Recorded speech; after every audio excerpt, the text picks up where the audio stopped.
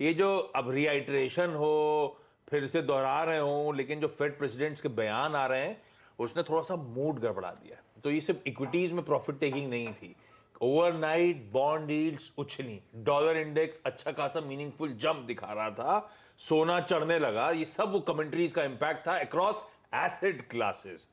तो ये कल और आज में तस्वीर जो आप कह रहे हो ये बदल गई है हमारे लिए। अब वो डेटा पॉइंट जो कल कंफर्ट वाले थे आज उल्टा हो गया। कल क्रूड गिर रहा था, मेटल्स करेक्ट हो रहे थे, वो कहानी थी। हाँ, लेकिन एक बात है आशीष, ये जो आपने तब वो आपकी प्लेट दिखाई ना, इसमें देखेंगे तो आप बॉन्ड यील्ड और डॉलर इतना नहीं इंपैक्ट हुआ। मतलब हुआ है, इंपैक्ट हुआ है। मैं ये नहीं कह रहा कि एकदम ही जीरो है, लेकिन 105.6 का 100 ऐसा नहीं है कि हम 108 109 पे पहुंच गए। ठीक है, और ये 3.66 में 3.69 है, तो बहुत इंपैक्ट नहीं है, मीनिंगफुल नहीं है, मीनिंगफुल नहीं है। लेकिन मीनिंगफुल इंपैक्ट कहाँ है? क्रूड के ऊपर। और यही एक कारण है कि जो मुझे लग रहा है कि आज थोड़ा सा जो है क्यों स्लाइटली, कल जो मैं कह रहा था ना कि कल फुल टॉस थी, ओपनिंग पे एकदम सीधा आपको 6 बढ़िया रहा वो एकदम। वो आज थोड़ा मुझे लग रहा है कि आज एकदम वो फुल टॉस नहीं है, आज वो थोड़ी सी एक हो सकता है कि एक आपको फंसाने वाली बॉल भी हो। तो कल तो जैसे मैंने कहा था खुलते ही ले, मतलब जहां पे होगा वहीं पे ले। आज मैं थोड़ा कह रहा हूं कि एक बार देख लें, आप पहला 1 घंटा देख लें, एब्जॉर्व, मतलब मार्केट को ऑब्जर्व कर लें कैसा है, क्या हो रहा है, उसके बाद बोलें। क्योंकि एक तो चीन भी ऊपर आ गया है, तो मेरा तो एक क्लियर व्यू है कि एक एल्गो ट्रेड चल रही है कि चीन अगर नीचे है तो इंडिया ऊपर, चीन अगर ऊपर है तो इंडिया नीचे। ये एक थोड़ा सा एक ये ट्रेड चल रही है। लेकिन फिर वो बात ये है कि अगर आप एफआई के फ्लोज देखेंगे वो थोड़ा सा कॉन्फिडेंस बढ़ा रहे हैं, क्योंकि अगर एफआईज आगे मार्केट में वापस, और ये एफआई जो है ना, ये सारी ईटीएफ्स हैं, पैसिव मनी है सारी की सारी। ये पैसिव मनी भाव नहीं देखती है, ये सिर्फ मोमेंटम चेस करती है। अगर ये वापस आ गई फिर तो मार्केट सारी दिक्कतों से उबर जाएगा और फिर मार्केट ऊपर ही जाएगा। ये एक क्लियरली एक व्यू है। लेकिन हाँ, ग्लोबल क्यूज आज जो है स्लाइटली मर्की है कंपेयर टू यस्टरडे। कल सिर्फ चाइना की प्रॉब्लम थी, लेकिन आज प्रॉब्लम क्योंकि यूएस से भी आ गई, तो एक हल्का सा वो एंगल ऐड हो गया, बस और कुछ नहीं है। क्रूड 81 के नीचे था कल, आज वो 83 प्लस पे आके खड़ा हो गया, जबकि चाइना के कंसर्न जस के तस बने हुए हैं। तो ये क्रूड ओवरनाइट क्या ओपेक के कोई डिसीजन का वेट कर रहे हैं हम लोग? देखिए, ओपेक ने ये किसने कहा क्या कहा? ये रिपोर्टिंग है, ओपेक के स्टेटमेंट नहीं है। हाँ। आपको याद होगा पिछली बार सऊदी अरब के एनर्जी मिनिस्टर, जो कि वहाँ के प्रिंस भी हैं, सलमान, उन्होंने ये कहा था कि अभी हमने प्रोडक्शन के बारे में कोई फैसला नहीं लिया। जब अफवाह उड़ाई गई थी कि प्रोडक्शन बढ़ा देंगे ये लोग प्राइस कैप की वजह से, रशिया का जो हिस्सा कम होगा, तो उन्होंने कहा था ऐसा हमने कोई फैसला नहीं लिया, रादर प्राइस स्टेबलाइजेशन के लिए हम डिसीजन ले सकते हैं, मतलब कि कट कर सकते हैं। तो अब चूंकि जैसे से आप 5 के करीब पहुंच रहे हैं, तो छन की खबरें निकल के आ रही हैं कि ओपेक इस बारे में कोई डिसीजन लेगा। तो इसलिए जब कल वो तेजी से गिरा तो ये रूमर आई, छोड़ दी गई खबर, वो पलट के आ गया। हाँ। तो अभी ओपेक की तरफ से ऑफिशियली ऐसा कुछ भी नहीं, लेकिन ये बहुत संभावना है कि ओपेक प्रोडक्शन कट पर विचार कर रहा होगा।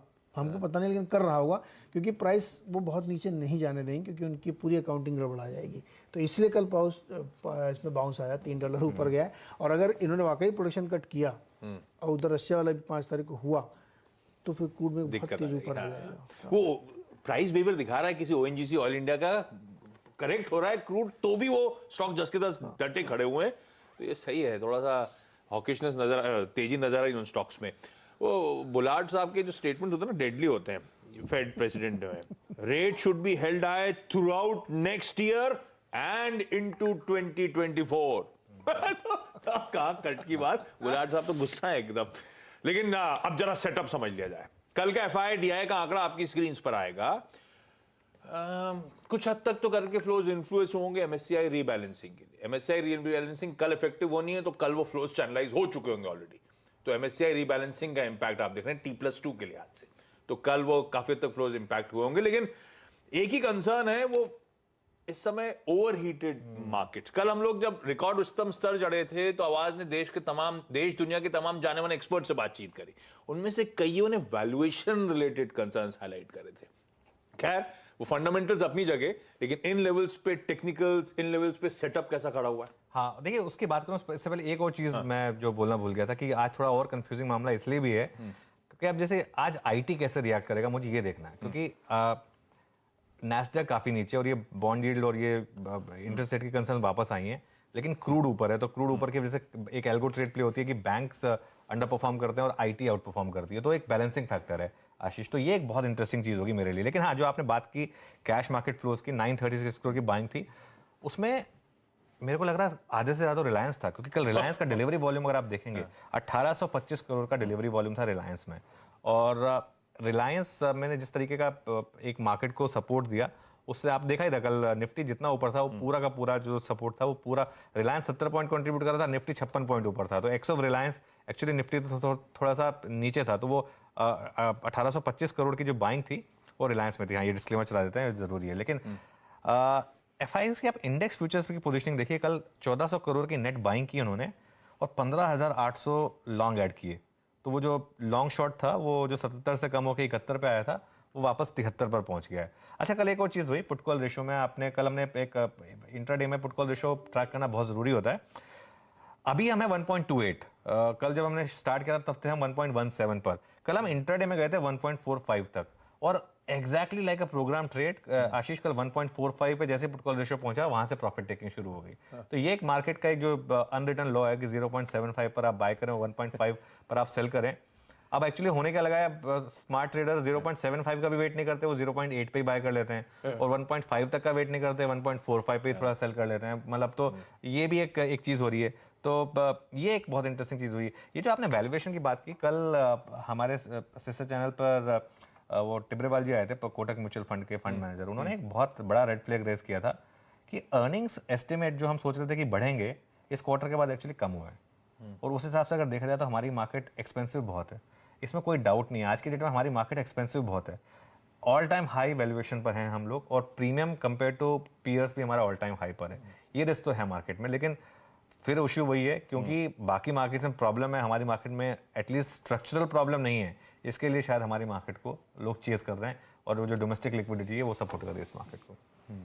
तो ठीक है, फ्लोज बढ़िया है तो फिर वो सब छुप जाता है, कार्पेट के अंदर चला जाता है, ये भी ध्यान रखें। हाँ, लेकिन वैल्यूएशन स्ट्रेच्ड है, ये कल भी और जैसे अब बता रहे हैं सिस्टर कंसर्न्स पे भी हर जगह ये दिक्कतें सामने आती हुई। अच्छा, अब आज का निफ्टी का अप्रोच समझा जाए। कल का निफ्टी का चार्ट स्क्रीन पर लेकर आइएगा। वो खराब ग्लोबल क्यूज के बीच में शुरुआत तो इन रेड करी हमने, पर वहां से क्या तेजी पकड़ी। निफ्टी दरअसल 100 पॉइंट उछला एक समय, तब हमने वो रिकॉर्ड जड़ दिए 614 के, वो 100 पॉइंट ऊपर वाला निफ्टी। लेकिन फाइनली टिपिकल वो जब मेंशन भी हुआ था कल कि रिकॉर्ड हाई छूने के बाद थोड़ा सा पस्त पड़ेगा, वो 100 पॉइंट ऊपर वाला 50 पॉइंट ऊपर जाके बंद हुआ। फिर भी ग्लोब को हमने बढ़िया तरीके से आउट परफॉर्म करा।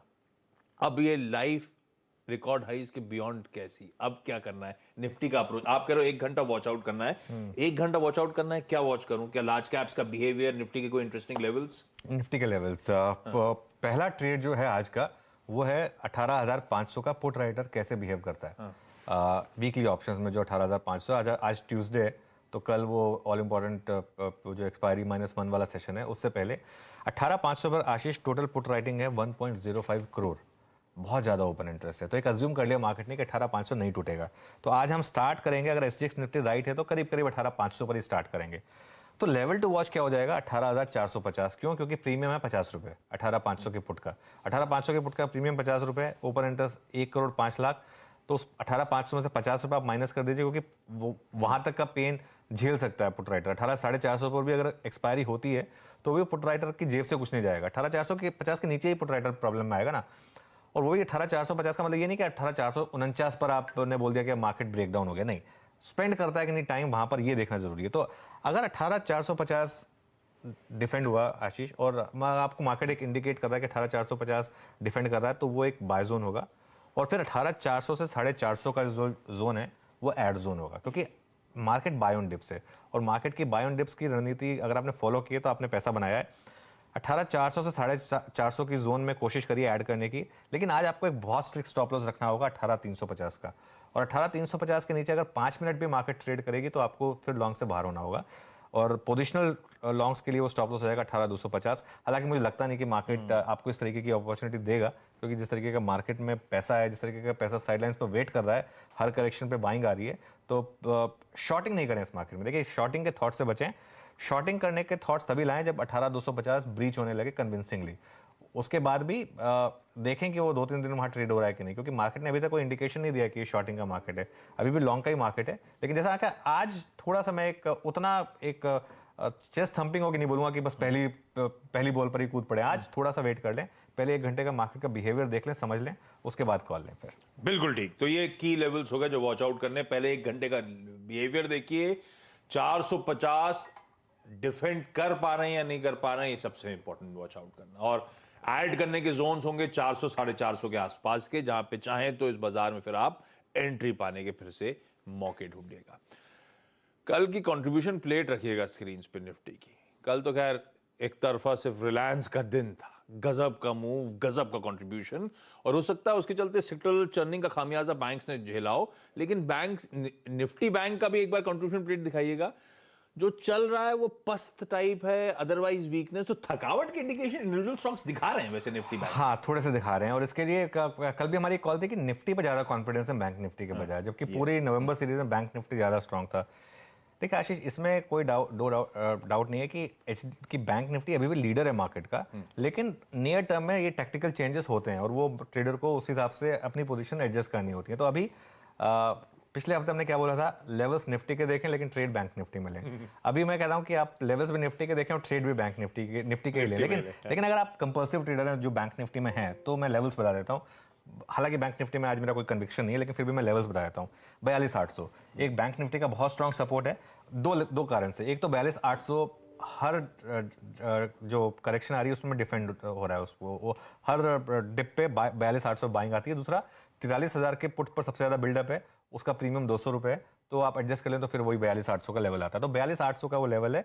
और अगर आप एक पोजिशनल लॉन्ग है तो 42,500 और 42,800 पर बाइंग कर रहे हैं, तो आपको थोड़ा स्टॉप लॉस लंबा रखना होगा। देखिए निफ्टी और बैंक निफ्टी में एक आज फर्क क्या है, निफ्टी का स्टॉप लॉस बहुत करीब होगा आपने खरीदा, तो बैंक निफ्टी का स्टॉप लॉस थोड़ा लंबा होगा। अगर आपने 42,800 पे भी ले लिया तो 42,500 का आपको स्टॉप रखना होगा, तो 300 पॉइंट दूर है वो थोड़ा सा एक आपके लिए दिक्कत का काम कर सकता है। शॉर्टिंग ना करें बैंक निफ्टी में, अभी भी मैं ये बोलूंगा 42,500 के नीचे तक एटलीस्ट ना करें, क्योंकि शॉर्टिंग का बाजार है नहीं। और फाइनेंशियल निफ्टी की एक्सपायरी है आज, ट्यूसडे है, तो इसके लिए उसका थोड़ा सा इंपैक्ट आ सकता है आज मार्केट के ऊपर। तो मैंने एक नोटिस किया फाइनेंशियल निफ्टी की एक्सपायरी नॉर्मली, और लोग एज्यूम कर लेते हैं कि क्योंकि पिछले थर्सडे को मार्केट ने ज़बरदस्त एक ऑप्शन बायर को बड़ी ट्रेड दी थी, उससे शायद आज की एक्सपायरी में भी वो आज शायद उल्टा हो सकता है। आज हो सकता है फाइनेंशियल निफ्टी थका दे आपको, 19,100 से 19,200 के बीच में पूरा दिन निकाल दे, और उसके बाद एक्सपायरी पे एक हल्का सा मूव दिखाए। ये पॉसिबल है फाइनेंशियल निफ्टी में कि 19,100 से 19,200 के बीच में हम आज अड़े रहेंगे पूरे दिन। 19,100 का पुट भी जीरो हो जाएगा, 19,200 की कॉल भी जीरो हो जाएगी, उसके बाद शायद 3 बजे थोड़ा सा एक मूव आ भी जाए भले, तो वो एक इंपैक्ट आएगा बैंक निफ्टी पर। इसके लिए अगर आज आपको ट्रेड लेना भी है तो निफ्टी बेटर इंस्ट्रूमेंट है कंपेयर टू बैंक निफ्टी। हाँ, और ये पहले बताया भी गया था, बिल्कुल ब्यूटीफुली वैसे ही हो रहा है बाजार में। ये हो गई आज के global cues, trade setup, Nifty bank की स्ट्रैटेजी। और हम रिटेल की तो अच्छी बात ये हो रही है कि आप पोर्टफोलियो ठीक दिखने लगे हैं, मिड कैप स्मॉल कैप चलना शुरू हो गया है, वो ब्रॉडर मार्केट का आउट परफॉर्मेंस अब नजर आ रहा है। और ये कॉल भी था कि अब दिसंबर का महीना शायद मिड कैप स्मॉल कैप्स का होगा। कहाँ रिकॉर्ड हाईज निफ्टी जड़ रहा है, कहाँ निफ्टी स्मॉल कैप इंडेक्स तो अभी भी अपने रिकॉर्ड हाईज से मेरे ख्याल से 15% ऑफ हाईज ट्रेड करता हुआ। तो वो पॉकेट अब बहुत ब्यूटीफुली कैचअप प्ले कर रही है, ब्रेथ हर दिन पॉजिटिव आपको नजर आएगी। चलिए, लेकिन सीएनबीसी आवाज का मंगलवार का जो पैनल है वो सब आपको आपकी स्क्रीन पे नजर आएंगे। आप सबको गुड मॉर्निंग। पहले तो बहेती साहब, कल की वो रिलायंस इंडस्ट्रीज की सुबह की कॉल के लिए धन्यवाद आपका। कल तो गजब चली और पूरे बाजार को हिला रखा था रिलायंस ने। क्या व्यू क्या बन रहा है रिलायंस का बहेती साहब? टॉप कॉल पे बाद में जाता हूं। 3% उछाल, कल सुबह 8 बजे का टॉप कॉल बहेती साहब का रिलायंस इंडस्ट्रीज ही था। 1800 करोड़ रुपए की डिलीवरी बेस्ड बाइंग होती हुई इस स्टॉक में। बहेती साहब अब क्या 2700 के ऊपर खड़ा है? Good morning Ashish ji, good morning Anu ji. Ashish ji, कल जिस हिसाब के वॉल्यूम्स क्लॉक इन हुए और जो इस हिसाब का मूव था रिलायंस में बहुत ज्यादा इंप्रेसिव था। हमें लगता है कि अभी यहाँ से एक बड़ा मूव देने के लिए पॉइज्ड है। हमारे टारगेट्स इसमें करीब करीब 2850 के टारगेट्स हमें रिलायंस में आते हुए दिख रहे हैं। तो हमें लगता है कि कोई भी डिप आए तो जरूर रिलायंस में पोजीशन बनानी चाहिए। जिनके पास भी लॉन्ग है, रिलायंस में 2640 के स्टॉप लॉस से बने रहे। बिल्कुल ठीक, स्टॉक ऑफ द डे था, सब इसी की चर्चा कर रहे थे। बहेती साहब ने ब्यूटीफुल कॉल दिया था सुबह। गिरावट में एंट्री पाने के मौके ढूंढेगा, 2640 अब आपका स्टॉप लॉस होगा। रिलायंस की बात हुई, डिस्क्लेमर स्क्रीन पर आ जाएगा। चैनल का स्वामित्व प्रबंधन रिलायंस इंडस्ट्रीज के पास है, तो कोई